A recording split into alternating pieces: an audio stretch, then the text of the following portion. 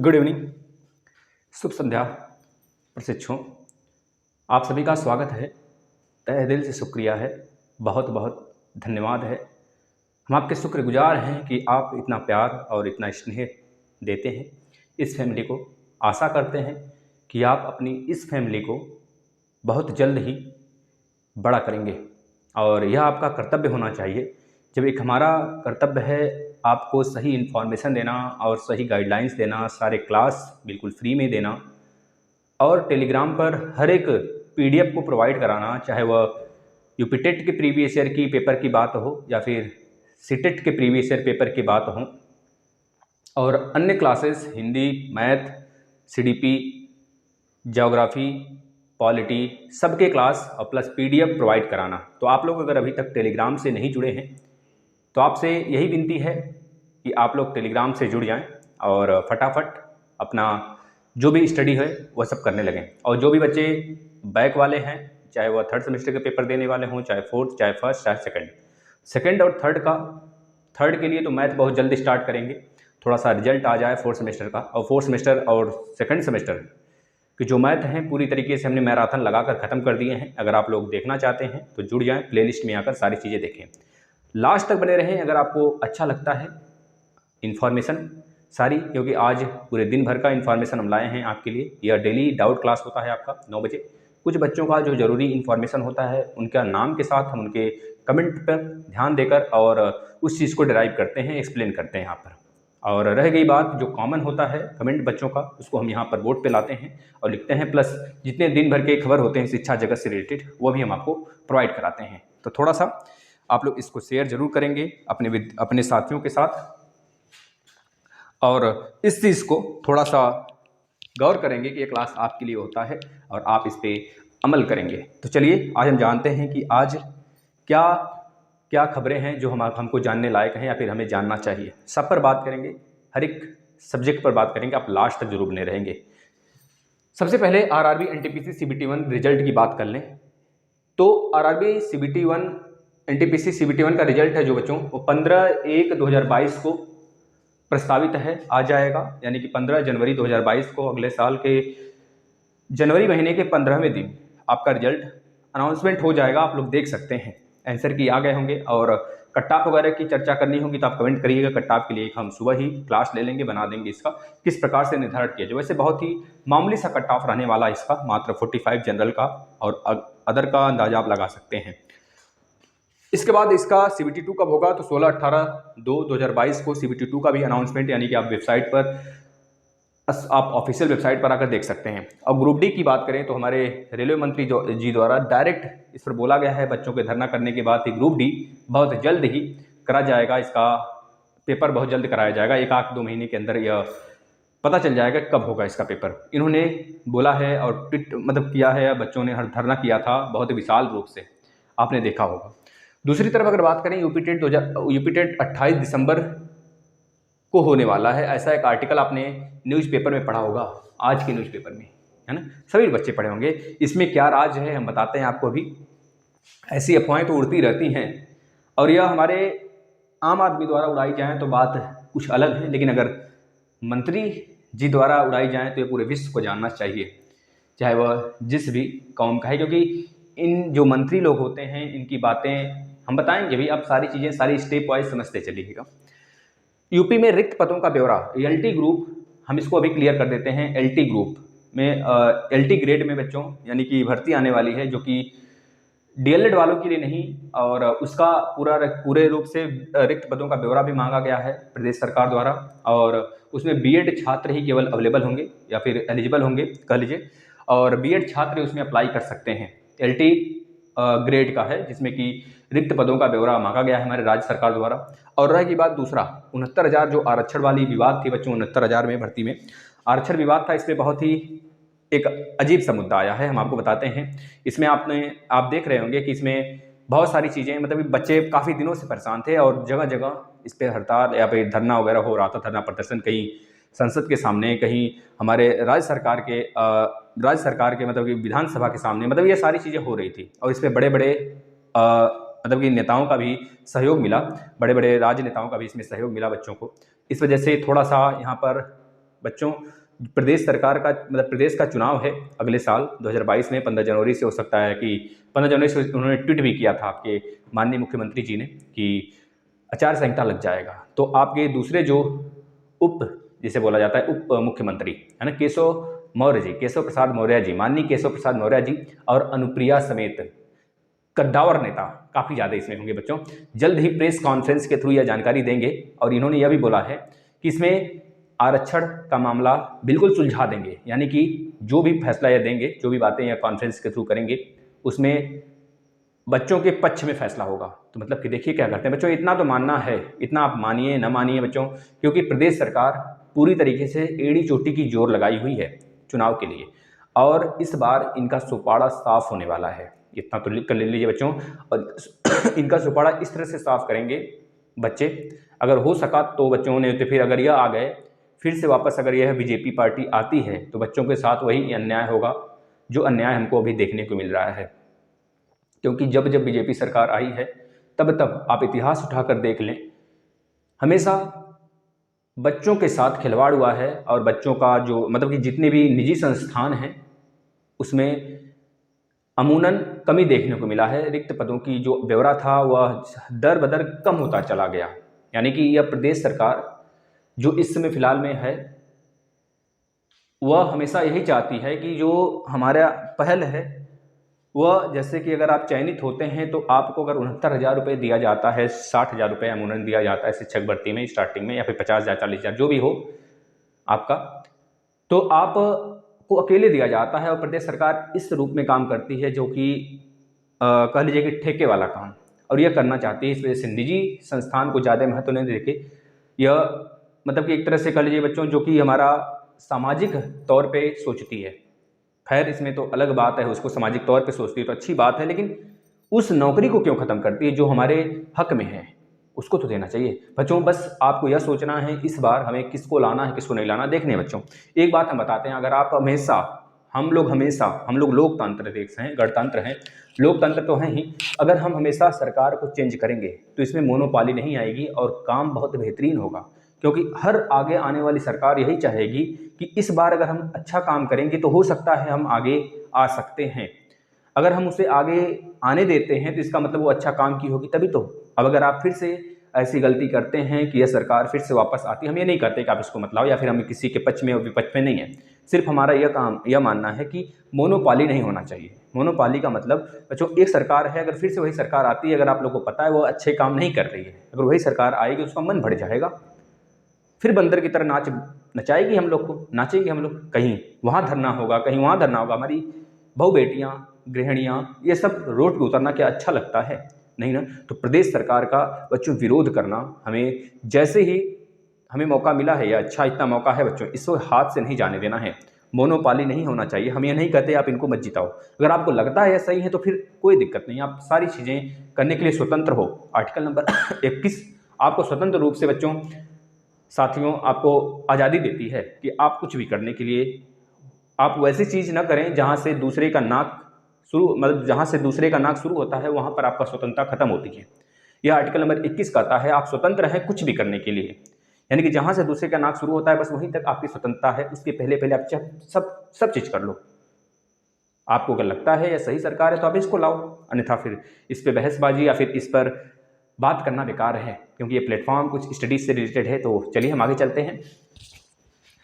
अब यानी कि 69,000 वाला यह मामला खत्म होने वाला है, इस पर भी चर्चा करते हैं थोड़ा विस्तार से, है ना।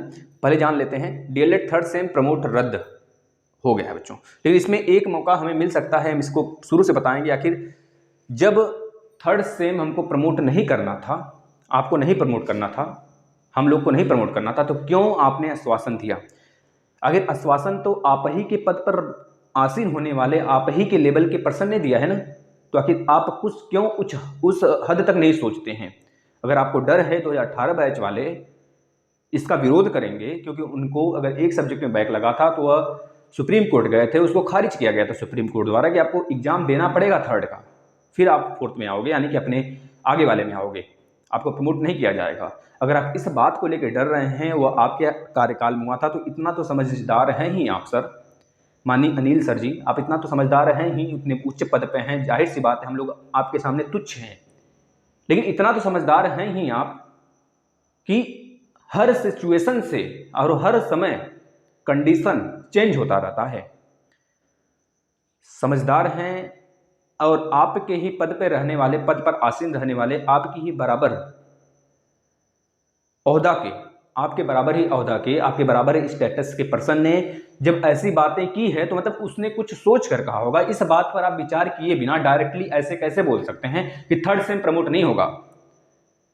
हम मानते हैं एक बार यह मान सकते हैं कि आप जो है यह कहते हैं तो सही लगता है कि जो बच्चे जिनका बैक लगा है 2019 में वह प्रमोट नहीं होंगे, तो हम एक बार मान सकते हैं कि वह प्रमोट नहीं होंगे क्योंकि उनके लिए बात ही नहीं कही गई थी, है ना।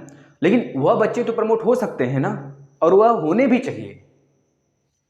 जो थर्ड सेमेस्टर में मतलब जो सेकंड सेमेस्टर पास किए और उनको आश्वासन दिया गया कि आप फोर्थ सेमेस्टर की में आ गए, मतलब तैयारी, उनका रिजल्ट मतलब जल्द ही एग्जाम भी हो जाता अगर हमारे माननीय संजय सर होते। लेकिन भगवान खुदा न खास्ता पता नहीं क्या हुआ, साला ये यूपी टेट रूपी भूत ससुरा परेशान कर दिया, पूरा सिस्टम ही उलट पलट दिया यार। अगर आज यूपी टेट हो जाता, ये ससुरा पूरा का पूरा किया धरा प्रदेश सरकार का होता है। इसमें जो बंदरिया हैं और बंदर हैं, हम लोग हैं, आप लोग, हम लोग हैं, और जो मदारी है ना, मदारी दिखाता है वो प्रदेश सरकार है।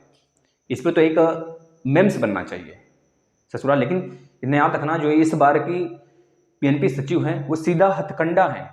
हथकंडा मतलब कि सीधे घुमाएगी सरकार, उन्हें जो कहेगी वो करेंगे। वो प्रस्ताव भले रखेंगे एससीईआरटी के सामने हमारे कहने से, लेकिन वही बातें होंगी जो प्रदेश सरकार चाहेगी, जो हमारा शासन चाहेगा वही होगा। अन्यथा हमारे अगर सचिव जी चाहते हैं तो वो नहीं हो सकता, और पहले से ये नहीं चाह रहे हैं तो कदापि ये नहीं हो सकता। समझ रहे हैं। अगर इन्होंने बोला है थर्ड सेम प्रमोट नहीं किया जाएगा तो उसका अर्थ बताएं। आखिर उनमें और हम में क्या अंतर रह गया? जो बच्चे फेल हुए और जो बच्चे पास हुए, उनमें तो कोई अंतर ही नहीं छोड़े फिर आप। वह बस यही अंतर है कि वह फिर से अपना बैक का पेपर देकर थर्ड सेमेस्टर का देंगे। अब हम पास होकर थर्ड सेमेस्टर दे रहे हैं, आखिर हमारा क्या मतलब? जब हमारे साथी फ्रेश प्रशिक्षु आगे निकल जाएंगे तो हमारे साथ क्या मतलब कि हमें कहीं का नहीं रहने वाले भाई।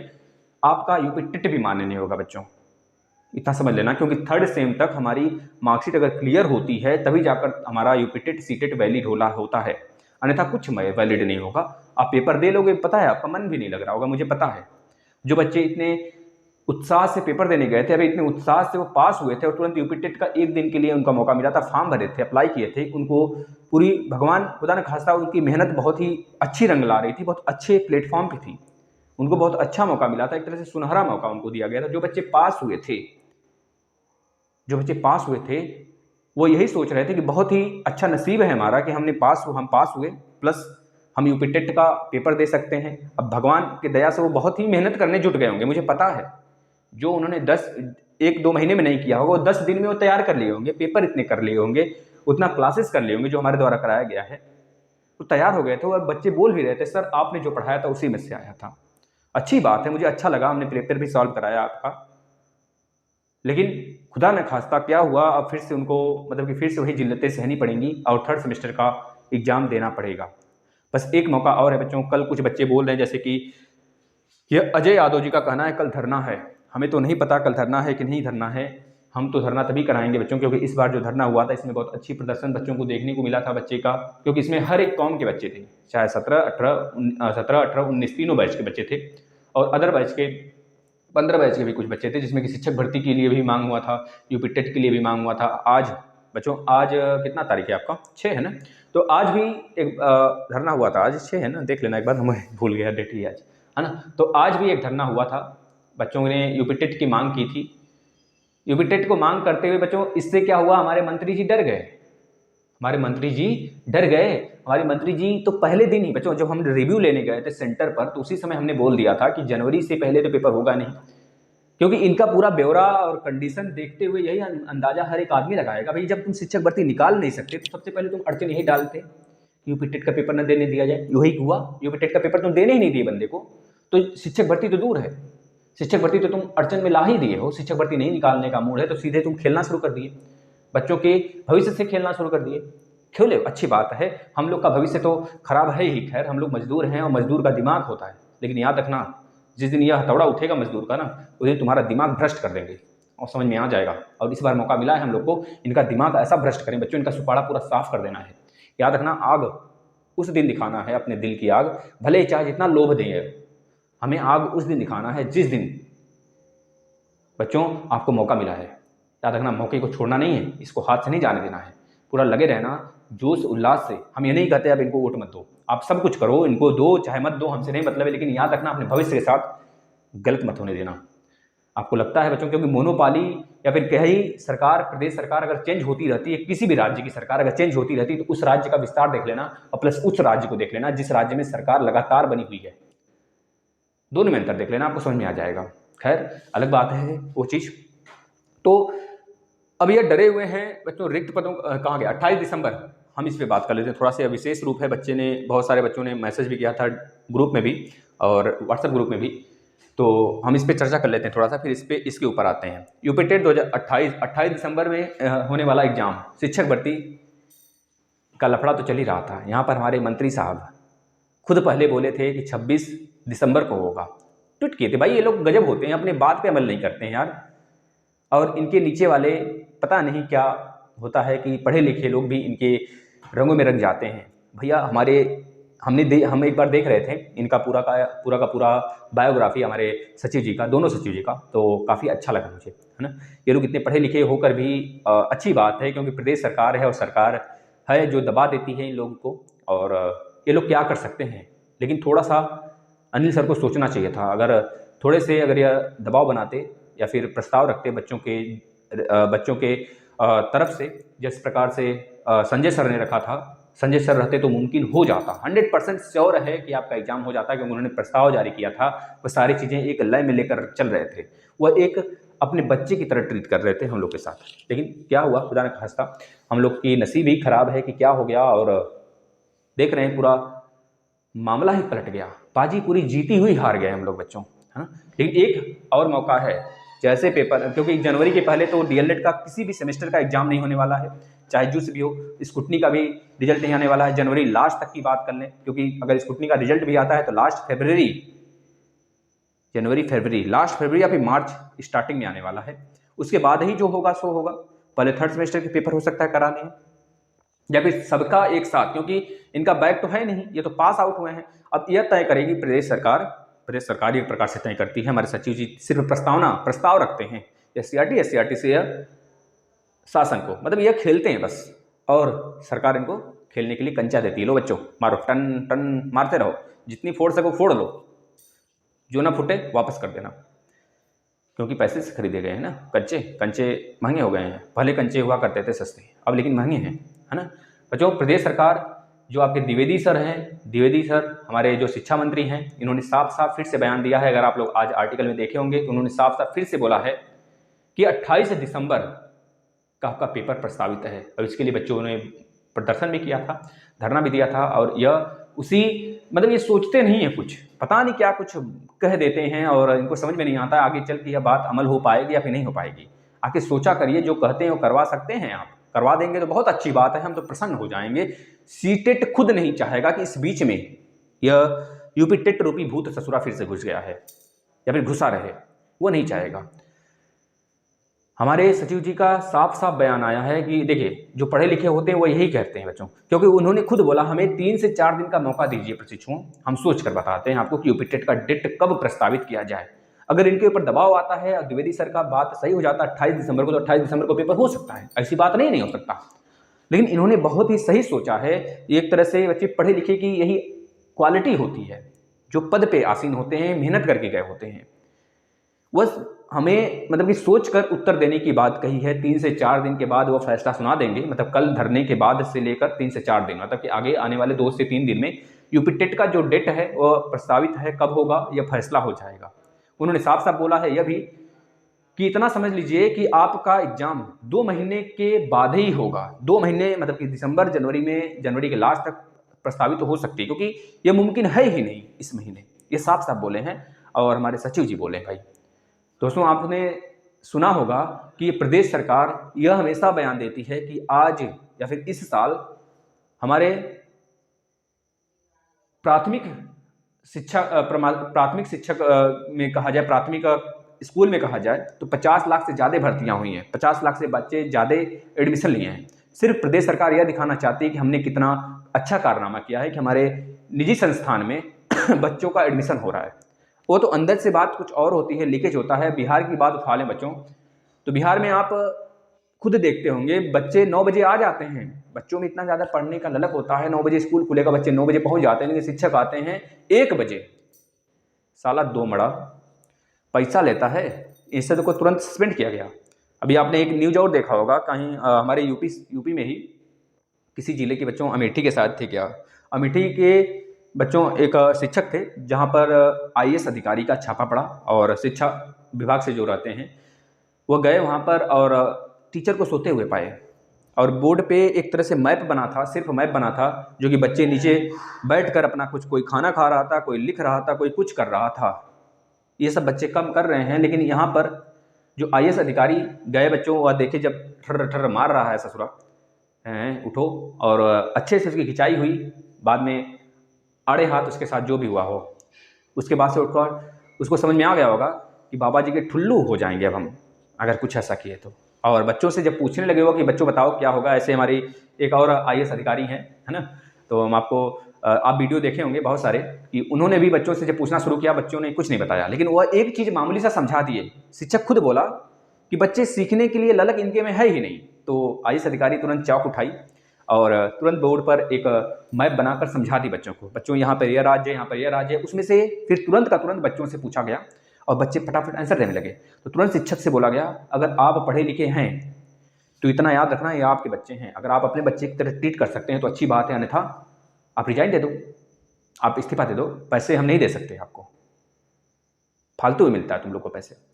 ये सारी बातें हैं। और ललक एक जो ऐसी चीज़ होती है जो हमारे शिक्षक, आप देख रहे हैं बच्चों कि जिस तरह से आकलन कम होता चला जा रहा है, शिक्षक के अंदर जो उत्साह है वो कम होता जा रहा है। फॉर्म भरेंगे, तैयारी करेंगे, आज 18 से 20 साल 25 साल के एज में नौकरी मिलेगी 40 साल पे, है ना। तो इस तरह की बातें हैं, और आगे क्या होने वाला है आप समझ सकते हैं बच्चों। इसमें यूपी टेट की अगर डेट की बात करें तो 3 से 4 दिन में हमको पता चलेगा।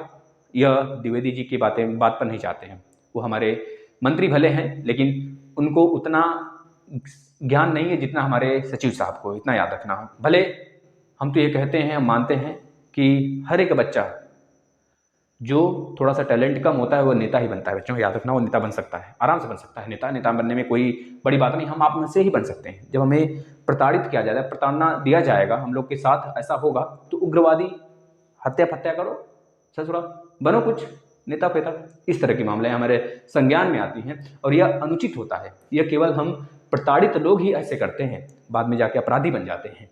यह केवल और केवल राज्य सरकार, केंद्र सरकार या फिर राजनीतिज्ञों के कारण ऐसा होता है। जो सीधे साधे बच्चे होते हैं वो अपराधी बन जाते हैं बच्चों। अब आप तो बहुत सारे संज्ञान में आपके होगा भी, आप जानते भी होंगे इस बात को लेके।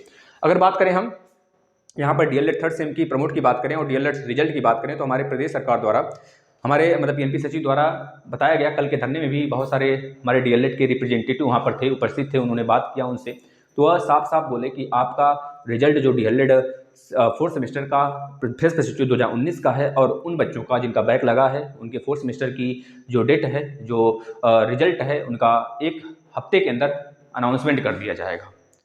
और यह भी बोले उस समय कि इनको प्रमोट नहीं किया जाएगा। 2019 बैच के जो पास अभ्यर्थी हैं, जो बैक पेपर देकर पास हुए हैं, प्लस जिनका बैक लगा है वो तो होंगे नहीं, और जिनका बैक लगा है प्लस 3rd सेम वाले का अभी तो कुछ क्लियर नहीं कब एग्जाम होगा, लेकिन जिनका बैक लगा है, जितने बैक लगेंगे भी 4th सेमेस्टर में, फिर से वापस से रिजल्ट आने के बाद सबका एक साथ एग्जाम कराया जाएगा मई जून में। यह बात बोली गई थी जो हमने कल बताया था आपको। आप डेली सेशन को अगर लेते हैं तो बहुत अच्छी बात है, आप लीजिए, प्लस इसे शेयर करिए अपने भाइयों बहनों में, ठीक है। और इस बात को भी ध्यान रखिए, जितने क्लास होते हैं आप रेगुलरली करिए, अपने आप अपने कर्म पर कुल्हाड़ी मत मारिए, आप तैयारी करते रहिए, यह आपके ऊपर है, डिपेंड करता है। ऐसा नहीं कि अचानक से आप तैयारी में जुटोगे आप क्लियर कर ले जाओगे, नहीं, ऐसा भी नहीं होता है। बहुतों का इसमें से मैथ बहुत वीक होगा, तभी तो 3-4 बार बैक लगा। अगर इस बार फिर से बैक लगा बच्चों, तो इतना समझ लेना आपके रजिस्ट्रेशन रद्द, कहानी खत्म, उसी जगह लगा देना ठप्पा, डीएलएड की कहानी फिनिश। अगर ऐसा ही करना था तो क्यों डीएलएड किए भाई? 2 साल तो उधर नुकसान किए और प्लस 3 साल आगे नुकसान करोगे। इतना याद रखना, 2019 बैच में जितने बाइक प्रशिक्षु हैं उनका प्रमाण पत्र, उनका सर्टिफिकेट 2023 में मिलेगा। अगर सही सलामत रहा सब कुछ तो 2023 में, नहीं था 2024 देख लेना। 2017 बैच वालों को 5 साल हो गया, बहुतों का बैग देते फिर रहे हैं। कितने का 4 बार बैग लगा, फिर भी चौथी बार भी वो प्रत्यावेदन दिए, कहानी खत्म हो गई, 5वीं बार देने जा रहे हैं। क्योंकि ये प्रदेश सरकार या फिर कह लीजिए हमारे SCRT या फिर सचिव की गलती होती है। तो मतलब कि PNP जो डाइट होते हैं, डाइट में आचार्य की गलती होती है, प्राचार्यों की। वो किस प्रकार से कॉपी चेक करते हैं पता नहीं, खुदा न खास्ता क्या खाते हैं क्या पीते हैं ससुरा सब, है ना, कुछ भी खा के बैठ जाते होंगे, है ना। डीएलएड रिजल्ट की बात होगी, 1 हफ्ते के अंतर्गत आ जाएगा, जिसका हमारे प्रदेश हमारे सचिव जी ने जो बताया है वो हम आपके सामने रख दिए भैया।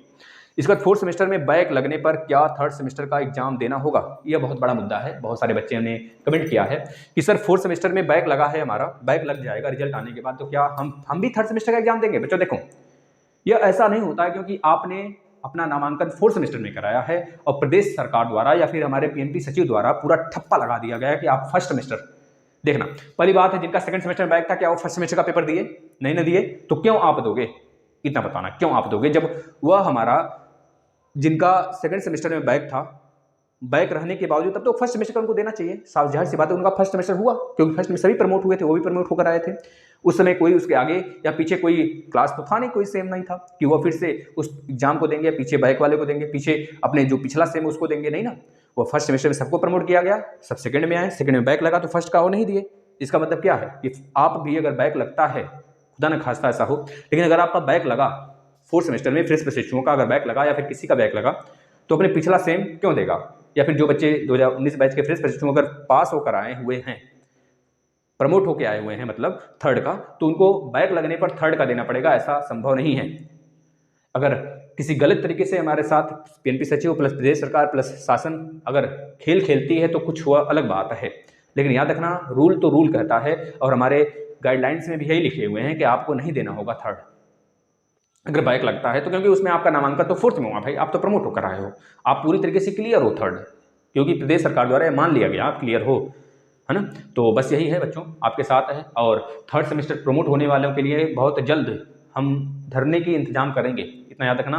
अगर आप लोग कल के धरने में जा रहे हैं तो जाइए, बहुत सारों का वहाँ पर आमंत्रण, मतलब सादर आमंत्रित हैं, वो लोग जाएँ वहाँ पर, अगर जिसके द्वारा कराया जा रहा है धरना उसमें सम्मिलित हूँ। अब ऐसा नहीं कि हम ही कराएं तभी आए आप लोग, जैसा कि कल हुआ था, लेकिन अगर आप लोग चाहते हैं तो जब भी जो भी धरना हो उसमें जाएं, अपने पूर्ण रूप से अपने स्व शरीर सम्मिलित हों उसमें, और उस बात को उठाएं कि आखिर हमारे साथ क्यों ऐसा अन्याय हो रहा है।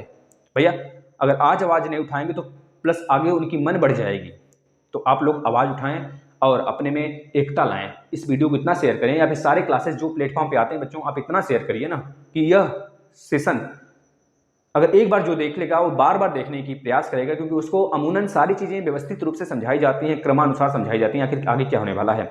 इस पर एक सेपरेट वीडियो भी हम बनाएंगे कल, आप लोग देखेंगे, बहुत सारी चर्चा करेंगे इसमें। और प्लस इसमें आनंद कुमार सिंह का कहना है, सर 2021 बैच का मैं हूँ, मेरा प्रशिक्षण कब पूरा होगा, शिक्षक भर्ती में कब मौका मिलेगा, इनका कहना है। तो हम बता दें 2021 बैच के यह हैं, यह लग रहा है फ्रेश है, और इनका कहना है सर मेरा प्रशिक्षण कब कंप्लीट होगा। बच्चों देखो, आपका प्रशिक्षण 2023 में कंप्लीट हो जाना चाहिए बाय द वे, मतलब कि अगर कोई बैक नहीं लगा तो आप 2023 में कंप्लीट कर लोगे अपना। 21, 22, 23 2 ही साल का होता है, डीएलएड कंप्लीट कर लोगे।